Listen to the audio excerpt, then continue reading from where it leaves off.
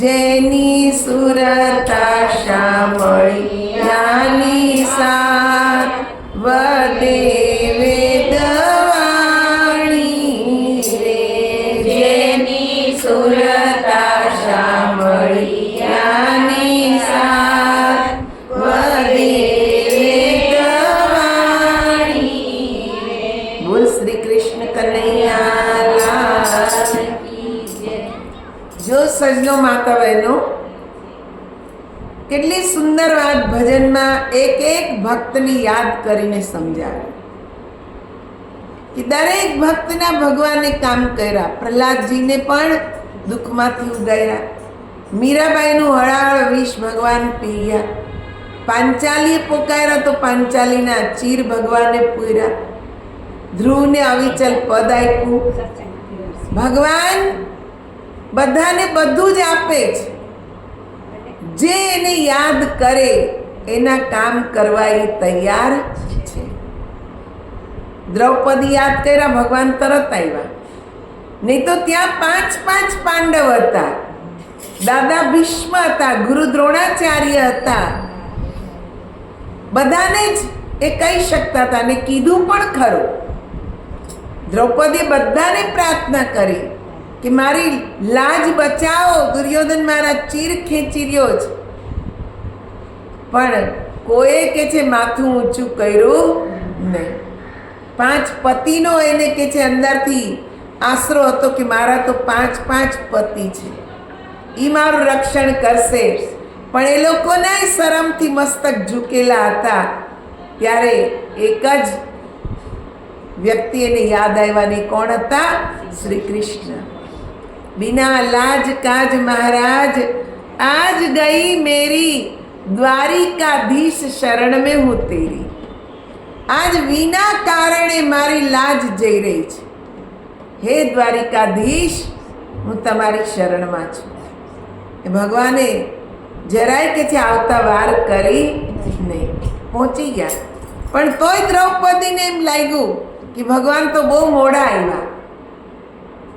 જ્યારે દ્રૌપદીને ત્યાંથી મુક્ત કરી ને એના ભવનમાં કે છે મોકલી આપી ને ભગવાન શ્રી કૃષ્ણને મળવા જાય છે, ત્યારે દ્રૌપદી ફરિયાદ કરે છે કે તમે આવતા મોડું કેમ કર્યું? ભગવાન કે એમાં મારો ક્યાંય વાંક નથી. તે તો પહેલા તારા 5 પતિને યાદ કર્યા, દાદા ભીષ્મને યાદ કર્યા, ગુરુ દ્રોણાચાર્યને યાદ કર્યા. જ્યાં સુધી તારું મન આ બધા સાંસારિક જીવોમાં હતું ત્યાં સુધી હું તારી પાસે આવું નહીં. ને તે બોલાવ્યો તો એ કેવી રીતે બોલાવ્યો? દ્વારિકાધીશ શરણ મેં હું તેરી. હું તો તારા અંતરમાં જ બેઠેલો હતો.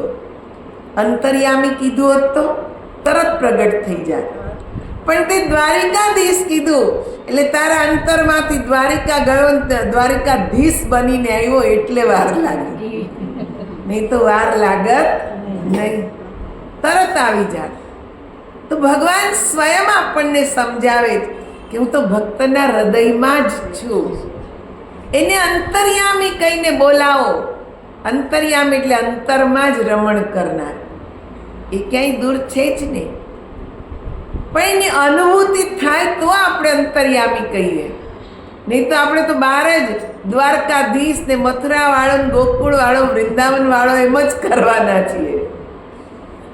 કેમ કે આપણે એને અંદર આપણા અંતરમાં જોયો નથી. જોઈએ ક્યારે? જ્યારે કોઈ સદગુરુ મળે તો આપણને અંતરમાં દેખાડે. સદગુરુ વિના કોઈ અંતરમાં દેખાડતું નથી. સદગુરુ શરણે રેહો જઈએ, જઈને આપણે સુખિયા થઈએ. સદગુરુ શરણે જઈએ ને એનું જ્ઞાન ગ્રહણ કરીએ. જે જ્ઞાન આપ્યાની સાધના કરીએ તો આપણો ઉદ્ધાર થાય, નહીં તો થવાનો નથી. આપણી દોડ બહાર તો બહુ છે, પણ અંદર ક્યારે દોડશું?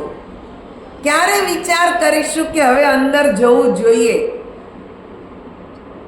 બહાર ગમે એટલા દોડીએ પણ એનો કોઈ અર્થ સરવાનો નથી. બહારની દોડ એ મનની ભટકન છે. ભટકત ભટકત મન મેરા રૂકે નહીં. આ ભટકતા ભટકતા મન રોકાતું જ નથી. જ્યાં ત્યાં દોડે છે, જેમાં તેમાં દોડે છે. જ્યાં નથી જવાનું ત્યાંય જાય છે, કેમ કે મન છે એ તો લઈ જ જવાનું. પાણી જેવો કે છે એનું કામ છે. પાણીનો રેલો તમે જો ઉપરથી નીચે ધડાધડ આવે, પણ નીચેથી ઉપર ચડાવવું હોય તો કઠિનાઈ થાય. એમ મન ઉપરથી નીચે તો ધડાધડ આવી જાય, પણ એને નીચેથી ઉપર ચડાવવું, પરમાત્માના નામમાં જોડવું, એના ધ્યાનમાં જોડવું, એ બહુ અઘરું, બહુ તાકાત લગાવવી પડે.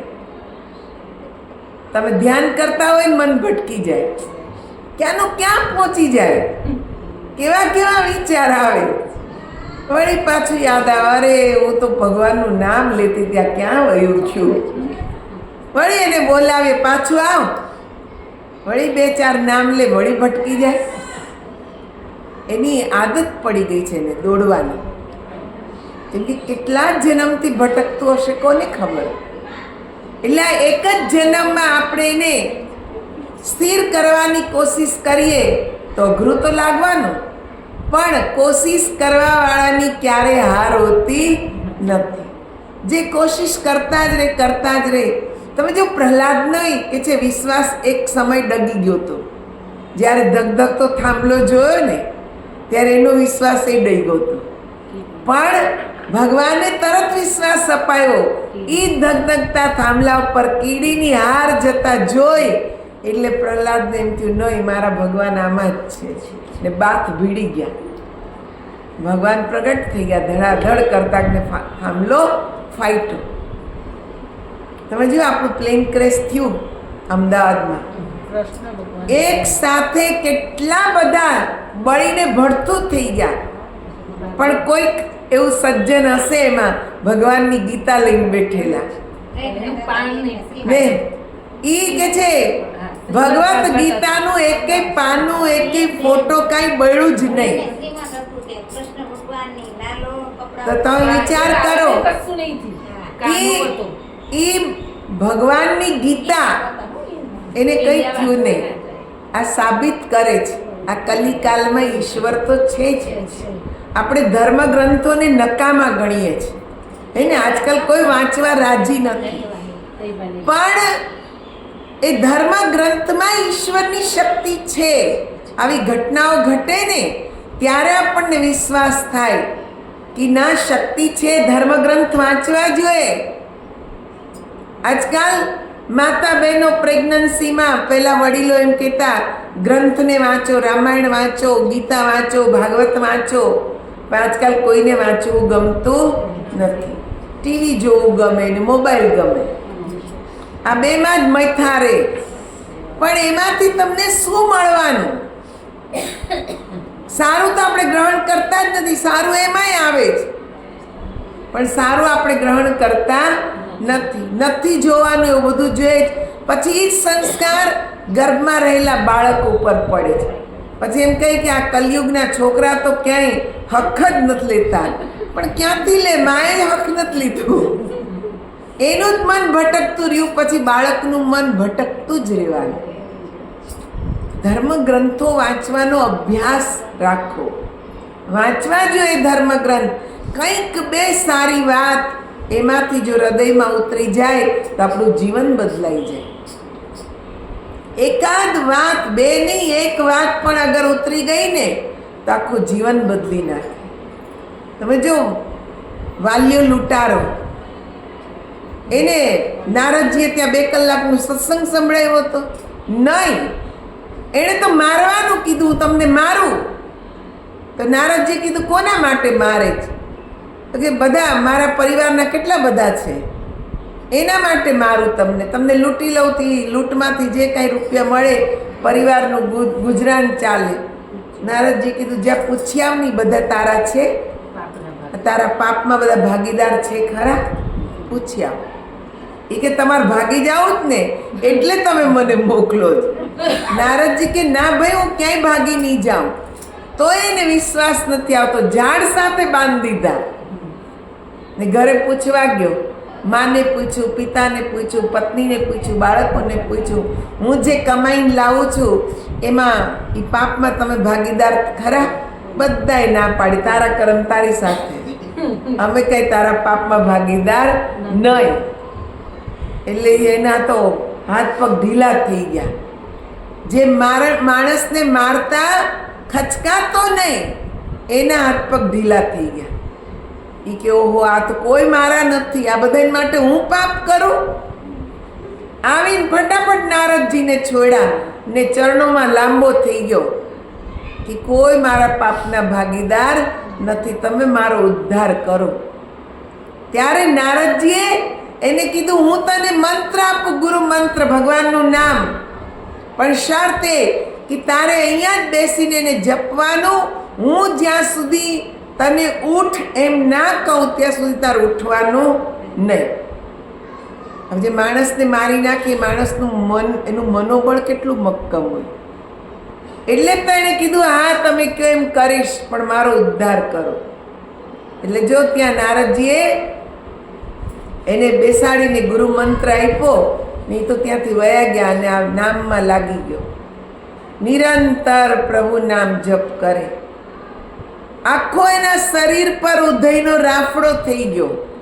તમે જો શરીરની કેટલી સ્થિરતા આવી હશે કે જેને લાકડું સમજી, નિર્જીવ સમજી ને ઉદય એની ઉપર આખો રાફડો જમાવી દીધો.